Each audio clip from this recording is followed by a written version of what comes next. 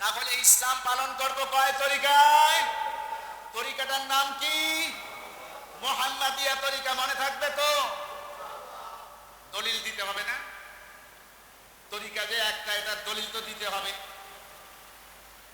আল্লাহ রাব্বুল আলামিন বলেন, ইন্নাদ-দীনা ইনদাল্লাহিল ইসলাম। আল্লাহর কাছে মনোনীত একমাত্র ধর্মের নাম কি? আল্লাহর কাছে মনোনীত ধর্মের নাম কি? ইসলাম। ইসলাম ছাড়া অন্য কোন ধর্ম আল্লাহ তাআলার কাছে গ্রহণযোগ্য নয়। এবার আল্লাহ রাব্বুল আলামিন বলেন, অমাইয়াবতাগি গায়রাল ইসলামি দীনান ফালাই ইউকবালা মিন ওয়া হুয়া ফিল আখিরাতি মিনাল খাসিরিন। আল্লাহ রাব্বুল আলামিনের কাছে একমাত্র মনোনীত ধর্ম হলো ইসলাম ধর্ম। এই ইসলাম ধর্ম বাদ দিয়ে কেউ যদি অন্য কোন ধর্ম সে যদি গ্রহণ করে, অন্য কোন ধর্ম সে যদি মানতে চায়, আল্লাহ রাব্বুল আলামিন বলেন, তোমার কাছ থেকে ওই ধর্মের কোন আমল, ওই ধর্ম পালনীয় ব্যাপারে যা কিছু করেছো, আমি আল্লাহ তাআলা সেগুলোকে কবুল করি না। আমার কাছে একমাত্র গ্রহণযোগ্য মনোনীত ধর্মের নাম হলো ইসলাম। বাকি সব যেই সমস্ত ধর্ম তোমরা লালন করো, যেই সমস্ত ইসলাম বাদ দিয়ে অন্য কোন ধর্ম যদি পালন করো, আমি আল্লাহ তাআলা এটা গ্রহণ করি না। কিয়ামতের দিন ওই সমস্ত ব্যক্তি বর্বরা ক্ষতিগ্রস্তের ভিতরে থাকবে। কারা? যারা ইসলাম ধর্ম বাদ দিয়ে অন্য কোন ধর্মের অনুসরণ করেছে, কিয়ামতের দিন তারাই ক্ষতিগ্রস্ত হবে। কে বলেছে? আল্লাহ রাব্বুল আলামিন বলেছে। এবার আসেন, তাহলে তরিকা যে একটা, সেই তরিকার কথা আল্লাহ তাআলা কোরআনুল কারীমের মধ্যে বলেছেন। আমি কোরআনুল কারীমের সূরাটার নাম কি? সূরার নাম কি? সবাই বলেন, সবাই বলেন, সূরার নাম কি? সূরা আল আনআম মুখস্থ করবেন। কারোর সাথে যদি চ্যালেঞ্জ করতে হয়, তাহলে আপনার এই সূরাটার নাম জানতে হবে না? জানতে হবে কি হবে না? এই চ্যালেঞ্জের সূরার নাম কি? সূরা আল আনআম। আয়াত নং কত? 153 নং আয়াত।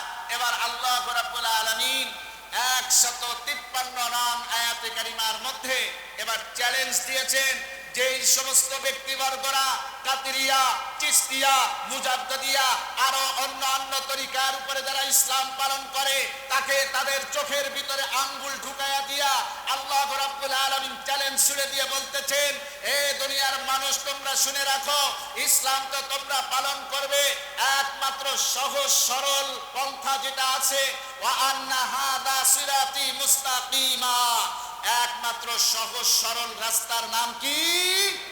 সিরাতে মুস্তাকিম। এটা কার পথ?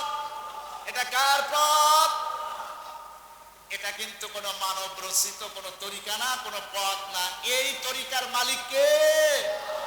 কাদরিয়া, চিশতিয়া, মুজাদ্দিদিয়া, নকশবন্দিয়া তরিকার মালিক কে? মানুষ, মানুষ, মানব রচিত।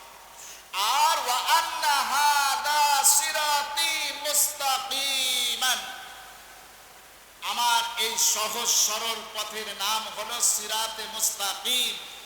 এই মুস্তাকিম পথের মালিক কে? আল্লাহ। ফাত্তাবিউ, আর এই সিরাতে মুস্তাকিমের পথ অনুসরণ করবে। কে বলেছেন? কে বলেছেন? কে অনুসরণ করতে বলেছে? ফাত্তাবিউ। আল্লাহ রাব্বুল আলামিন বলেন, আমার এই সহজ সরল পথ একটা সিরাতে মুস্তাকিম, শুধুমাত্র কেবলমাত্র তোমরা এই একটা পথই অনুসরণ করবে, মহব্বত করবে, ভালোবাসবে। ওয়ালা তাত্তাবিউস সুবুলা, একাধিক পথ, একাধিক মত, একাধিক তরিকা তোমরা পালন করবে, পালন করবে।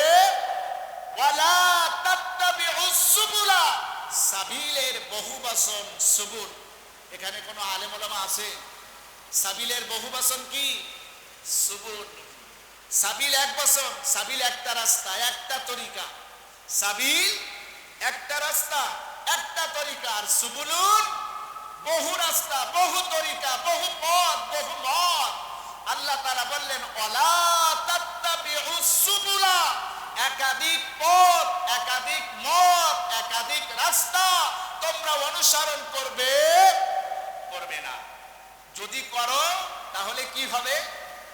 ফাতাফাররাকা বিকুম আন সাবিলি, ফাতাফাররাকা বিকুম আন সাবিলি। কার কথা?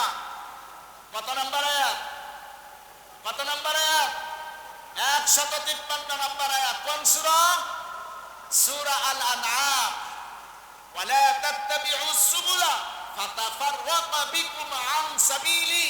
যদি একাধিক রাস্তা, একাধিক তরিকা, একাধিক পথ, একাধিক মত যদি অনুসরণ করো, আল্লাহ তাআলার স্বীয় রাস্তা সিরাতে মুস্তাকিমের পথ থেকে তোমরা বিপদগামী হয়ে যাবে।